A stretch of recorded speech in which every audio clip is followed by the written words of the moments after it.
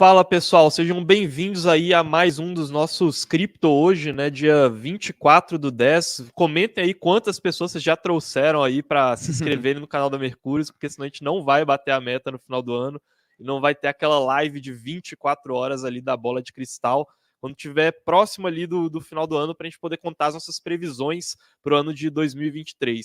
E uma boa tarde para todo mundo que está aqui, né? Boa tarde para o Marcos, para todo mundo mais que estiver assistindo a gente aí no chat.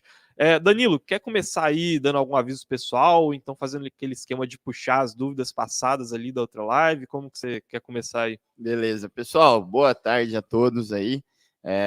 Primeiramente, não sei se vocês estão sabendo, né, disso que o Carlos falou, né? A gente contou no último Crypto Insights, no último Casual Crypto, a gente falou ao vivo para vocês de que a gente está com uma meta agora, né? Como vocês podem ver, a gente atingiu 84 mil seguidores. Só que a gente está vendo que muitas vezes a gente perde engajamento quando a gente começa projetos novos, como essa live aqui, né? Que é uma live que a gente quer fazer diariamente, trazendo muito mais engajamento com vocês e simplesmente sem nenhum tema central, né? A gente só vindo aqui e trocando ideia com vocês aqui nos comentários e puxando os comentários das lives antigas. O que a gente está fazendo? A gente precisa da ajuda de vocês, porque a gente quer bater até o final do ano 100 mil inscritos aqui no canal. Ou seja, a gente tem 84 mil inscritos agora, certo? Então a gente precisa ali conseguir mais 16 mil seguidores aqui para o nosso canal. E em troca, o que a gente vai fazer, né? Como vocês sabem, quem acompanha a gente há mais tempo, todo ano a gente faz uma live que a gente chama de bola de cristal, né? Que é a live fazendo as previsões para o ano que vem. O que isso significa? A gente vai pegar uma live, vai vir todos os analistas aqui, cada um deles vão falar um pouquinho de quais são as teses do que a gente está olhando para o ano que vem. E se a gente bater 100 mil seguidores, 100 mil inscritos aqui no canal do YouTube, a gente vai fazer uma live especial que a gente nunca fez de 24 horas.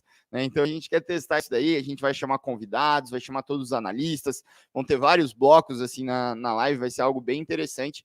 Então a gente está pedindo para vocês mandarem aí para a gente, né, pessoas que vocês sabem que gostam de cripto e convertendo elas aí pro canal da Mercúrios, né? Então, se vocês mandarem um vídeo no nosso Instagram de vocês convencendo alguém, a gente vai repostar, vai colocar vocês lá e a gente vai sortear até, né? A gente prometeu no Casual Crypto de que a gente vai sortear um Ethereum, né? Se a gente bater realmente essa marca de 100 mil inscritos aqui no canal. Então, pessoal, para quem está chegando aqui de paraquedas nessa live, Cripto Hoje funciona da seguinte maneira. Primeira coisa que a gente faz, a gente vai abrir o último Cripto Hoje que teve, que foi o de sexta-feira, pegar os comentários ali que tiveram, depois a gente vai para os comentários aqui da galera aqui do chat. Então, se vocês estão ao vivo aí, né, você, Marcelo, ó, boa tarde, o Capa 20 aqui, mandando um salve para a galera. Marcelo falando que já indicou vários. Boa, cara. Depois a gente vai para, se vocês tiverem dúvidas, qualquer dúvida sobre o mercado de cripto, pode mandar no chat que eu já vou puxar, tá? Mas primeira coisa, vamos lá, estamos aqui no Cripto Hoje da semana passada, né, o Carlos? Isso aí. Em que a gente falou sobre a moeda do Nubank, né? Então aqui, ó, para vocês verem, ó, nem deixei o like aqui. Então aqui o pessoal falando que gostou, né, do modelo, né? Muito legal isso daí, falando que esse modelo novo ficou show de bola. E a primeira pessoa aqui que pergunta é o Rafonso, né? Falando que não sabe se você conhece essa DeFi, a Push, né? Que o principal objetivo é notificar o usuário sobre a aplicação dos seus ativos em margens que tragam interesse, né? Como, por exemplo, aviso de range que não tornasse interessante continuar com a pool, né? Preço do token que tenha interesse e que atingiu o valor desejado para a compra, entre outras coisas. Você já ouviu falar da Push, Carlos? Cara, já ouvi falar assim, vou até compartilhar aqui minha tela com vocês. Qual que é o grande lema, assim, né? E por que a Push ela foi pensada em ser desenvolvida? E ela começou assim como um projeto pequeno, mas que aos poucos foi atraindo mais seguidores. Porque a gente tem ainda algumas coisas muito simples hoje que são feitas no mercado tradicional, mas que, por incrível que pareça, a gente ainda não tem a versão dessas funcionalidades em Web3, né, de uma forma totalmente descentralizada, funcionando com base na blockchain. E uma dessas coisas que parece ser muito simples são avisos de notificações, né? Então, se você deixa um empréstimo, por exemplo, na Aave, e esse empréstimo ele vai ser liquidado dentro de determinadas condições, né? Isso significa que, poxa, você colocou alguns ativos ali como uma garantia, tomou outros ativos para você conseguir usar eles, porque você não queria vender aqueles ativos que você travou ali como garantia, e aí essa sua garantia ela começa a se desvalorizar. depois de um determinado período, ela vai começar a ser liquidada, né? Para poder bancar esse empréstimo que você pegou. E você não é notificado sobre isso. Então, esse tipo de aviso, né, sobre lending, né, que é esse mecanismo de empréstimo, ou outros mecanismos que existem ali no mercado cripto, pela push, eles tendem a ocorrer de uma maneira diretamente on-chain, né? Então, eles têm aqui, né? Estou aqui no site deles, eles têm várias aplicações com as quais eles já fizeram algumas ligações, digamos assim, se destacando principalmente o mecanismo do ENS, né, Ethereum Name Service, e também algumas aplicações de DeFi, como é o caso da Uniswap, como é o caso da MakerDAO, e assim por diante. Eu não vou conseguir mostrar aqui para vocês exatamente isso na prática, tá? Porque o protocolo ele mudou um pouco de acordo com um tutorial que eu tinha assistido para poder fazer essa live com vocês. Mas eu vou mandar aí para vocês esse link, que aí vocês conseguem acessar. Eles têm até um mecanismo que é bem parecido ali com uma carteira, né, alguma coisa do tipo ali, para o usuário conseguir interagir, né, digamos assim. Sobre o token dele, né, tokenomics, até onde eu vi, ele é mais um token com sentido de governança, tá, do protocolo, e eu ainda não vi como que eles pretendem capturar esses ganhos, tá. É um projeto bem inicial, e como a gente viu em outros projetos que eles propõem a ter utilidades um pouco mais práticas, ele pode ter uma dificuldade no sentido de competição de custos, tá? Projetos que vão desde a Ilium até a Gala Game, sempre que um projeto ele tenta ter essas utilidades, que elas são replicadas em Web 2, ele costuma ter essa dificuldade em competir com custos e fazer uma notificação que seja tão barata quanto as que existem ali na Web 2, né? Na web tradicional que a gente tem, que funciona de forma descentralizada, tá? Então, trazendo aqui basicamente um overview de como que é o modelo de negócios deles, né? E se eu fosse partir para uma análise mais profunda, esse seria o ponto que eu olharia, tá? Legal, show.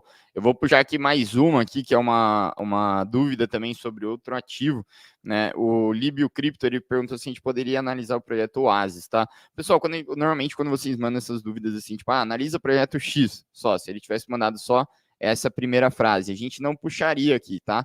Porque, assim, o que eu gosto normalmente de fazer e que a gente gostaria de combinar aqui com vocês, sempre que vocês quiserem que a gente analise algo, coloque a sua análise também sobre o projeto, porque daí a gente vai comentar em cima da sua análise. Às vezes vai ser muito difícil da gente saber, né, qual projeto, né, que vocês estão falando. A gente tem muitos projetos no mercado de cripto, e muitas vezes a gente vai dar uma análise superficial ali, então vocês não vão poder tomar decisões em cima dessa análise.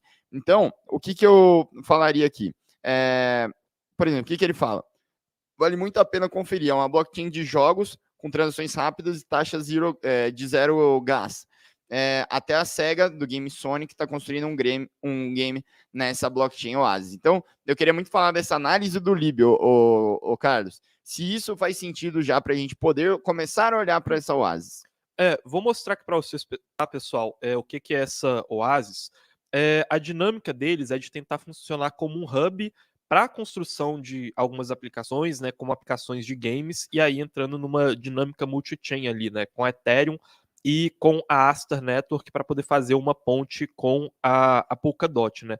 Igual o Danilo falou, cara, a gente recebe muitos pedidos aqui para poder analisar várias criptos diferentes, então às vezes é bem legal vocês especificarem qual o ponto que está chamando a atenção de vocês naquela cripto em uma questão mais analítica mesmo, né? E principalmente tentando criticar algum ponto em específico que vocês veem naquela blockchain. Senão, às vezes, fica difícil a gente trazer para vocês, né, alguma análise mais profunda. Então, quando vocês pedem essas criptos assim mais desconhecidas, o que eu faço é abrir, dar uma olhada rápida no projeto e principalmente falar quais são os pontos de atenção com base nos projetos que a gente já conhece. Que aí vocês, né, se quiserem investir nelas, se quiserem prosseguir com a análise, vocês já sabem mais ou menos por qual caminho seguir, né? Então, a Oasis eu tive um pouco menos de tempo para olhar do que a Push no caso, mas tem alguns pontos ali que são em comum com outras tecnologias que também se propõem a fazer isso que eles estão fazendo, tá? Que é principalmente a questão da interoperabilidade. Então, o que eu olharia ali em específico, né, para poder falar da Oasis? Primeiro, essa questão das parcerias que eles fazem, né? Eles colocam aqui várias parcerias diferentes, que vão desde a própria Asta até a SEGA, né? Que como você comentou, Ubisoft, a YGG, que é um dos principais protocolos de cripto relacionado a games que a gente teve no começo do último ciclo de alta, né? E primeiro ponto é conferir se essas parcerias elas são de fato parcerias que agregam valor para o protocolo, né? A gente viu em outros casos, como é o da IMX, né, na Immutable X, eles propondo ali, falando que eles geravam parcerias com vários players do mercado tradicional, né, a própria DC, né, que faz ali o Super-Homem, que tem toda a Liga da Justiça, o Batman, enfim. E aí, quando a gente ia ver na prática, essas parcerias elas não geravam movimentação lá dentro. O que gerava movimentação eram protocolos que eles já eram desenvolvidos criptonativos, não com empresas do mundo tradicional. Esse é um primeiro ponto. E o segundo ponto é ver se essas parcerias elas são de fato parcerias, né? Que também são casos que a gente viu em outras criptos, como é o caso da VeChain, por exemplo, alegando que tinham parceria sem ter, né? Ou então, como é o caso do MetaHero, né? Então, esse aqui é um ponto, né, que eu teria bastante atenção, porque só o fato deles exporem aqui várias logos conhecidas não significa que o projeto é bom, tá? E ali, o segundo ponto, que é essa questão da interoperabilidade. Prestem muita atenção aqui, né? E aí, qual o ponto principal que eu olharia nesse desenvolvimento? Com quem que fica a ponta de trabalho de desenvolvimento de um protocolo quando a Oasis ela se propõe a ser esse panorama de conexão entre várias blockchains, né? Simplificando isso, você quer fazer um jogo ali, por exemplo, utilizando a estrutura da Oasis, e você quer que esse jogo ele seja utilizado tanto por quem está ali na blockchain da Ethereum, quanto quem está na blockchain da Polkadot por meio da Aster Network, né? Por exemplo, com quem que fica o trabalho de fazer essa conexão e fazer essa adaptação, né? Ele fica com o desenvolvedor que já está lá na Ethereum, que já está dentro da Aster Network, ou a infraestrutura do Oasis Hub ela já é suficientemente avançada para a gente conseguir interagir diretamente com esses outros protocolos sem gerar mais trabalho para o desenvolvedor. Porque a gente viu esse problema em várias criptos que elas se propõem a ser um hub que vai conectar todas as blockchains. Várias criptos fizeram essa promessa várias vezes, né? A própria CKB, né, que é a Nervos Network, que a gente trouxe aqui para vocês.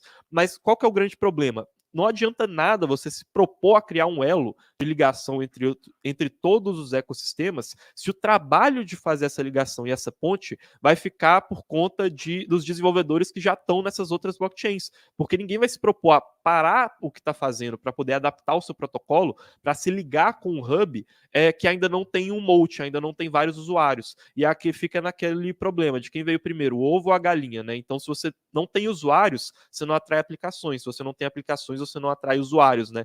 Então, tomem muito cuidado, né? Sempre um diagrama muito bonitinho. Você tem ali no centro um ícone com a logo do projeto, e aí em torno deles tem Bitcoin, Ethereum, Polkadot, né? Sempre assim. Então, prestem muita atenção de quem que fica a ponta do trabalho do desenvolvimento para poder gerar essa conexão com o hub, porque às vezes pode ser muito utópico você achar que as outras redes elas vão se adaptar e os desenvolvedores das outras redes vão se adaptar e adaptar os seus protocolos para poderem se conectar naquele hub, tá? Mas aí é só uma ponta, não cheguei a ver o projeto com mais profundidade, mas se eu fosse analisar para investir ele, eu atacaria justamente nesse ponto, tá? Boa, cara, sensacional. Pessoal, eu queria o feedback de vocês, né? O que vocês acham desse tipo de análise que a gente está fazendo aqui, né? Do tipo de live que a gente está fazendo agora na hora do almoço, né? Para vocês poderem acompanhar a gente, né? Poderem almoçar aí com algum conteúdo e sendo uma live diária que a gente foca no engajamento com vocês, né? A gente quer saber o que vocês estão querendo saber aqui e querendo perguntar para a gente, né? Então, deixem o like, né? Estamos com 113 pessoas, 136 pessoas aqui, 115 likes. Se vocês estão curtindo, mandem aqui nos comentários, a gente quer ter o feedback de vocês. Como essa é uma live diária, a gente vai ter muitas chances de melhorar ela para vocês, né? A gente quer que isso seja um encontro que a gente tenha com vocês todo dia. Então, nada mais justo do que a gente modelar ela para o que vocês mais gostam. Então, mandem aqui feedback, sugestões, o que vocês acham dessa live aqui. Vão deixando o like se vocês gostam. Ô, Carlos, eu vou começar a puxar agora algumas dúvidas que a gente tem aqui no chat, que tem algumas coisas bem interessantes. O Marcelo Padovan, ele está perguntando o seguinte: o SDC não tem mais na Binance. O BUSD, ele é seguro? Cara, aí que tá. O SDC, ele não tá mais da Binance, não por conta de um motivo relacionado à segurança. Por isso que é complicado de dizer isso assim, porque é meio que uma coisa que você fica sem opção, né? O SDC ele foi retirado para poder melhorar a liquidez da própria Binance e para melhorar o modelo de negócios para a Binance, não tanto assim para os usuários. O BUSD ele é o mais seguro dentro daquele ecossistema, né? Então, não acho que ele seja uma alternativa tão inviável assim quanto o SDC DT, por exemplo, né? Ou então essas stablecoins estranhas que a gente vê toda hora surgindo assim no mercado, mas dentro do ecossistema da Binance, ele acaba sendo a melhor alternativa. Eu não usaria ele se eu estivesse fora da Binance, eu usaria o USDC. Boa. O Renan Barreto está perguntando, falando boa tarde, como está a evolução e de descentralização da Ethereum? A Ethereum, ela se preocupou principalmente em atacar um ponto de descentralização recentemente, que era o ponto dos clients. O que são os clients? A gente sempre fica falando dos nodes de uma blockchain. Quando a gente vê aquele desenho lá da rede da blockchain com vários pontinhos conectados entre si, o node é aquele pontinho. Então a gente tem a ideia de que quanto mais nodes, mais descentralizada é aquela blockchain, pipipi, popopó. Tem um cara que é muito importante também, que é o client. O client é quem desenvolve o software que o node vai usar. Então, quando a gente estava tendo os testes para acontecer o demerge, a gente tinha problemas e bugs acontecendo nesses testes, porque era uma concentração muito grande nos clients. Poucos clients para vários e vários nodes. A gente tinha, na verdade, principalmente um client específico que era muito concentrado, tá? E aí eles começaram a trabalhar em como eles iam descentralizar o número de clients para evitar esses bugs. E eles conseguiram fazer isso. Antes era majoritariamente um client, tá? Que era muito utilizado. E a gente na Ethereum tem um client para consenso e um client para execução. Um vai fornecer um tipo de software e o outro vai fornecer outro. E esses softwares são complementares. E aí, hoje, a gente tem mais ou menos 5 grandes clientes de consenso, 5 grandes clientes de execução, e aí cada node ele pega um de execução, um de consenso para poder usar. Isso gera várias possibilidades. Então, se a gente tiver um erro em um cliente, a rede ela acaba sendo menos afetada, né? Então, a Ethereum ela evoluiu muito nesse ponto de centralização, porque era o que ela precisava para fazer a atualização. A partir de agora, como que deve acontecer a descentralização da Ethereum? Eles devem continuar sempre procurando e priorizando descentralizar o que vai ser necessário para as próximas atualizações. Qual que é a próxima atualização que a gente tem hoje aqui na nossa cara para acontecer nos próximos 6 a 12 meses? É o Shanghai Upgrade, que vai melhorar a dinâmica de staking. Hoje você faz staking de Ethereum, a Ethereum fica travada, você não consegue sacar ela ainda. Precisa ter esse upgrade para o ciclo do stake na Ethereum, essa dinâmica, essa mecânica ficar redondinha para o usuário. Então a gente deve ver eles focando, e isso é uma coisa que a gente viu muito na DevCon, em como vai funcionar o mecanismo de staking para ele se descentralizar mais. Tem muito debate hoje em torno da Lido Finance, né? Como que eles conseguem transformar a Lido Finance em um protocolo cada vez mais seguro, como eles vão lidar principalmente com a concorrência das corretoras centralizadas. Porque hoje, para o usuário, é muito mais cômodo, muito mais simples, mais fácil ele fazer o staking dele por meio de uma corretora, e aí essa corretora ela cobra uma taxa dele, ela faz o staking por conta própria, do que fazer por um protocolo de finanças descentralizadas, tá?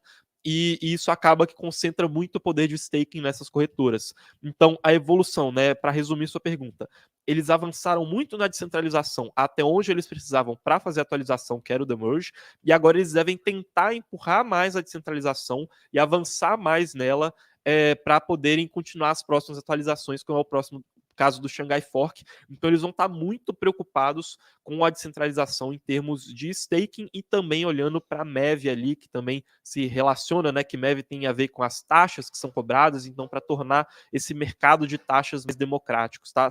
Eles vão atacando cada ponto de centralização na medida que esse ponto ele é necessário para as próximas atualizações do protocolo. Perfeito, cara, muito legal. Tem algumas dúvidas bem interessantes aqui também que o pessoal tá perguntando, né? Uma delas é a respeito da Lido Finance, né? Falando que o Nando aqui tá perguntando, falando boa tarde, a Lido Finance ainda continua sendo um bom ativo para se aportar? A gente ainda continua vendo boas características nele, tá? A Lido Finance, ela tem dois grandes dilemas, tá? Um deles, ele tende a ser favorável, o outro deles tende a ser desfavorável para ativo, e os dois a gente tem dúvida, que é o seguinte: o mercado de staking hoje na Ethereum, hoje ele é muito menor do que em outras plataformas de contratos inteligentes. Hoje a Ethereum tem mais ou menos 10% dos tokens ETH em staking, enquanto outras plataformas de contratos inteligentes que usam esse mecanismo de consenso, eles têm ali 50%, tem algumas que têm até 80% dos tokens em staking. Então a gente olha para a Lido e pensa, poxa, já que a Ethereum tem tão pouco staking, com o staking crescendo no futuro, isso pode ser bom para a Lido.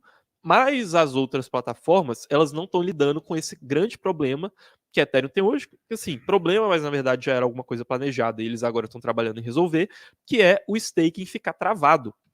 Então, como as outras elas não têm esse staking travado, e ao mesmo tempo a Lido Finance não tem uma representatividade tão grande nas outras plataformas, fica essa dúvida, né? Porque no futuro o staking de Ethereum também não vai ficar travado. E aí, será que a Lido vai ser tão demandada assim? Então tem essas duas questões a princípio assim de cara que são estruturais do mercado. O mercado vai crescer, mas a dinâmica do staking vai ser concluída. Então uma coisa pode ser boa, outra coisa pode ser ruim para a Lido.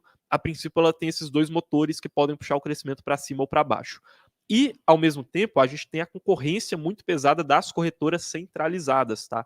Então, você soma essa concorrência das corretoras junto com esse DeFi, né, esse mercado de finanças centralizadas para o mercado de staking líquido, que é onde a Lido atua, que não é tão grande nas outras plataformas, o jogo fica um pouco mais complicado. Ou seja, no final das contas, não é um ativo que eu teria uma grande porcentagem da minha carteira, mas é um ativo assimétrico que eu acho que justifica você ter um pequeno investimento, digamos assim. Show, legal.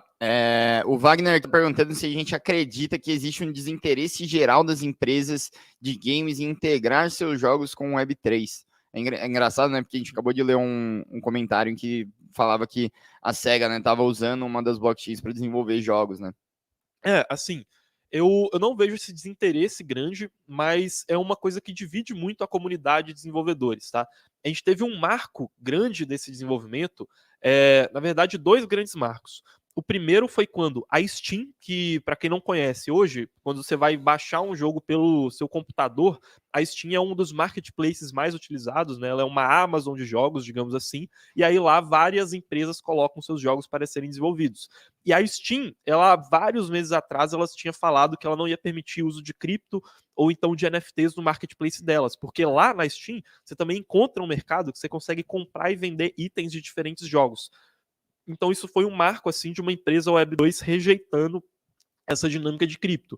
E o outro grande marco, pelo menos na minha visão, que a gente teve foi quando a Microsoft, que hoje ela é detentora da Mojang, que é desenvolvedora do Minecraft, baniu o uso de NFTs no Minecraft, porque tinha alguns desenvolvedores criando infraestruturas que se plugavam com o Minecraft para tentar trazer um mercado paralelo secundário de NFTs pautados em itens que existiam no Minecraft. E aí a Microsoft falou que ia parar com essa brincadeira aí, né? E aí, por outro lado, né, por que isso tudo acontecia? Primeiro, por conta da complexidade, óbvio, de integração, e também até por uma rejeição meio ideológica que muitos gamers tinham, desenvolvedores de games tinham com relação a isso. Eu lembro até de uma matéria que eu li a respeito disso, que eles pegavam as opiniões de vários desenvolvedores, naquela época que estava tudo crescendo em blockchain games, e questionavam isso. Poxa, já que está tão crescendo tanto, e os grandes desenvolvedores, por que eles não entram? E aí era muito falado porque, poxa, a NFT tinha muita ligação com poluição ecológica, com uso de energia, que era uma má fama que a cripto pegou de maneira geral quando a gente estava naquele uso intensivo energético muito alto, né? Então, esses foram dois grandes marcos. Agora, por conta disso, eu não descartaria esse desenvolvimento. Tá? Indo nessa mesma esteira, a gente teve a Epic Games, que é uma empresa concorrente da Steam, abrindo, né, o mercado deles e falando que eles iam abraçar a tecnologia de blockchain. E a gente teve vários outros passos acontecendo nesse sentido. A própria Ubisoft, que é uma grande empresa desenvolvedora de games e que foi citada ali como uma das parcerias da Oasis, né, que a gente não sabe ao certo como que é essa parceria, ela tentou desenvolver o marketplace de NFTs por conta própria. Esse marketplace de NFTs não funcionou e depois eles partiram para uma outra estratégia que era abrir um hub deles, comprar um terreno dentro do Sandbox, que é um jogo que já é desenvolvido para Web3, e aí para eles tentarem criar a comunidade deles de Web3 dentro do The Sandbox. Tá? Então a gente vê hoje esses dois caminhos. Por um lado, a gente vê empresas que, por conta de uma má fama de NFTs ou por conta de uma dificuldade de acoplar essa infraestrutura nos games, eles acabam repelindo isso, mas por outro lado, a gente vê empresas que são concorrentes abraçando porque veem que essa possibilidade existe. E como que eu acho que isso vai começar a se desenvolver de fato? Quando a gente tiver jogos em Web3 que não tentem abraçar o mundo, porque a gente ainda não tem essa infraestrutura para você fazer tudo, absolutamente tudo do jogo, rodar liso em blockchain, de forma descentralizada. Mas a gente tem hoje infraestrutura para criar um jogo que um mecanismo dele de itens vai ser com NFTs dentro da blockchain. Ou então que um mecanismo específico de processamento dele vai ocorrer de maneira descentralizada, né? Ou então um mecanismo de save das riquezas e dos ativos que existem dentro daquele jogo. Então, eu acho que é por meio disso que a gente vai começar a integrar, e eu acho que esse interesse ele vai continuar crescendo, porque quando uma concorrente ela encontra esse pote de ouro, ela acaba atraindo as outras, né? Então tem muito dinheiro nesse mercado, e para mim, games continua sendo uma tese muito forte para essa integração em Web3 acontecer. Boa, cara. Aqui estão perguntando sobre um tema que a gente vai comentar hoje, né? E acho que você pode até falar sobre isso. Tanto o DM quanto o Altair. O DM está perguntando e a questão da tolerância à censura na Ethereum. Vocês acham que a Ethereum vai segmentar ou eles irão ao combate da censura dentro da rede? Né? Ao mesmo tempo que o Altair pergunta o que é essa censura de blocos que está acontecendo na Ethereum, né? Vocês já falaram sobre isso? Vamos lá. Como que essa censura acontece, né? Sempre que a censura acontece, ela acontece por algum gargalo, né? Algum ponto de entrada, porque aqui de um lado você tem o usuário, né? Que pode ser eu, você, um grande institucional. Aqui do outro lado você tem a blockchain. Você tem ali nesse meio de infraestrutura vários pontos e vários gargalos, que é normalmente onde a infraestrutura, essa censura, né, acontece. Foi o que aconteceu no ano passado, né? Ou então no começo desse ano, agora eu não estou lembrado, quando os Estados Unidos colocou sanções contra o Irã e contra a Venezuela, e os usuários que usavam a OpenSea, que tinham NFTs e que moravam na Venezuela, né, ou no Irã, ou então que queriam usar a MetaMask, eles não conseguiram mais acessar os seus fundos. Por quê? Tem uma empresa que chama Infura, é um servidor de infraestrutura muito importante, tanto para a OpenSea quanto para a MetaMask, e naquele momento, em quem que os Estados Unidos foi bater na porta para poder fazer as sanções? Não foi na blockchain da Ethereum, que é descentralizada, mas foi nesse provedor de infraestrutura que servia como uma porta de entrada. E aí, agora, o que está acontecendo? Tem uma infraestrutura específica que ela é uma atualização que alguns nodes da Ethereum usam para poderem obter mais ganhos, que é um provedor de infraestrutura que permite que esses nodes, né, por meio desse software, eles pratiquem o MEV, que é uma forma dos validadores conseguirem mais ganhos. E esse provedor de software, que é o MEV Boost, alguma coisa nesse sentido, ele está aceitando essas sanções dos Estados Unidos, né? Até porque o governo dos Estados Unidos pode ir na porta desse cara e fazer as sanções valerem. E por conta desse cara, que ele está ajudando os validadores a obterem mais dinheiro, e é um software que os validadores estão usando, está aceitando a censura, acaba que acaba que ele não aceita as transações que estão partindo do Tornado Cash, por exemplo, que é um protocolo que o governo dos Estados Unidos censurou, e aí esses validadores eles não têm acesso a essas transações, porque eles estão vendo a blockchain, né, eles estão vendo o mempool, que é a salinha de espera das transações, por meio, né, desse filtro, desse software de MEV Boost, né, que vai fazer eles ganharem mais dinheiro. E aí eles não aceitam, essa é a censura que está acontecendo. E hoje, mais ou menos metade dos nodes da Ethereum, eles estão usando esse software, tá? E aí, olhando um pouco para a foto e depois olhando para o filme, né, para o que pode acontecer para o futuro. Hoje isso não é preocupante, porque se você tem mais ou menos 50% aceitando esse software, isso não é nem de perto o suficiente para você barrar uma transação, tá? Ela só vai ficar um pouco mais de tempo esperando ali naquela salinha de espera, tá? Então hoje isso não é preocupante, mas no futuro a gente não sabe qual vai ser essa porcentagem, né? Então isso acaba causando esse frio na espinha, assim, de como que vai ser o futuro da Ethereum. Mas aí a gente tem que olhar um pouco, né, também por diferentes óticas. A primeira é que esse crescimento e essa capacidade dos Estados Unidos, pelo menos em parte, impor essas sanções, pode ser o que vai alavancar um crescimento da Ethereum por ela ter uma confiança maior do cliente institucional, tá? Então, assim, por um lado é triste ver isso acontecendo, mas por outro lado, cara, isso pode fazer o preço de Ethereum subir no futuro, porque o cliente, o grande banco, ele não vai entrar em uma blockchain que não tem a capacidade de aceitar determinadas sanções, ou talvez no futuro a gente veja um desenvolvimento paralelo, tá? A gente veja nodes que eles aceitam as sanções e nodes que não aceitam. Até porque o cara que está disposto a pegar uma transação que o governo está impondo uma sanção, ele vai receber mais dinheiro, né? O cara que quer passar por cima da sanção, ele paga um pouco a mais, e aí todo mundo que está usando o Mav Boost não vai estar disposto a usar, e aí cria uma teoria dos jogos, né? Cria um livre mercado ali, e aí quem está disposto a aceitar a transação que teria que ser censurada, ele acaba passando ela na frente e ganha mais dinheiro das contas, né? Então, essa dinâmica de mercado, a gente vai ver ela se desenvolvendo, né? Tem até o DM falando assim, poxa, tudo pelo dinheiro, aí a gente sacrifica os princípios das criptos indo por água abaixo. Mas qual que é a grande questão de cripto que a gente tem que lembrar?